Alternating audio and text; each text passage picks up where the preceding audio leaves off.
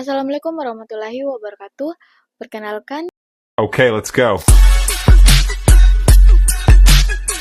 pada kesempatan kali ini saya akan membahas salah satu dari materi hukum jaminan, yaitu hipotek pesawat udara. Sebagai mahasiswa hukum, kita pasti sering mendengar tentang jaminan kebendaan, yaitu seperti hipotek, fidusia, dan gadai. Melalui video ini, saya akan menjelaskan pengertian hipotek pesawat udara, dasar hukumnya, siapa subjeknya, dan apa objeknya, dan bagaimana proses pembebanannya. Mari kita mulai pembahasan yang pertama, yaitu apa itu hipotek pesawat udara. Hipotek pesawat udara adalah jaminan kebendaan atas pesawat udara yang bersifat tidak bergerak menurut undang-undang yang diberikan oleh pemilik pesawat kepada kreditur sebagai jaminan pelunasan utang tanpa menyerahkan fisik pesawat tersebut kepada kreditur. Nah, kita masuk kepada dasar hukum hipotek pesawat udara. Apa saja sih dasar hukum hipotek pesawat udara?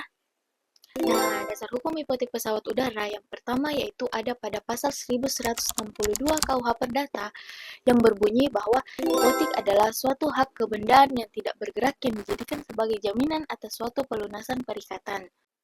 Nah, dasar hukum hipotek pesawat udara yang kedua yaitu ada pada Undang-Undang Nomor 1 Tahun 2009 tentang penerbangan yang diatur dalam pasal 71 sampai dengan pasal 73 tentang pendaftaran dan pembebanan pesawat udara.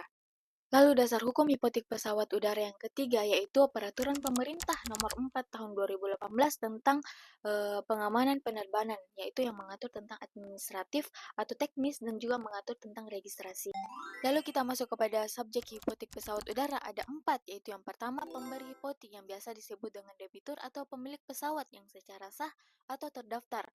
Dapat berupa perorangan atau badan hukum seperti maskapai atau leasing company dan lain-lain. Nah, yang kedua yaitu ada investor atau pihak lain yang memberikan pinjaman yang seperti kreditur. Nah, yang ketiga yaitu ada notaris atau pejabat pembuat akta yang membuat akta hipotek secara autentik. Nah, yang keempat itu ada Menteri Perhubungan yang lembaga yang mendaftarkan hipotek pesawat udara agar memiliki kekuatan hukum.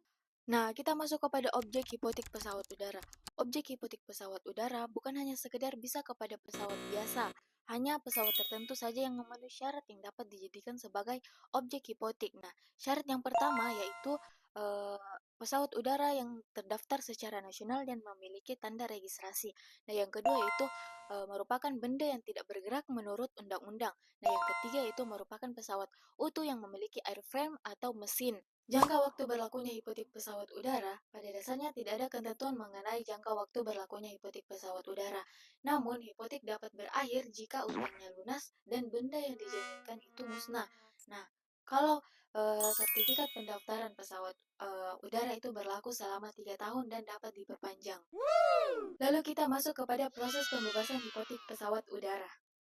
Yang pertama, pemohon mengajukan permohonan ke Kementerian Perhubungan. Yang kedua, melampirkan dokumen yang lengkap. Yang ketiga, dilakukan verifikasi dan pemeriksaan keabsahan dokumen.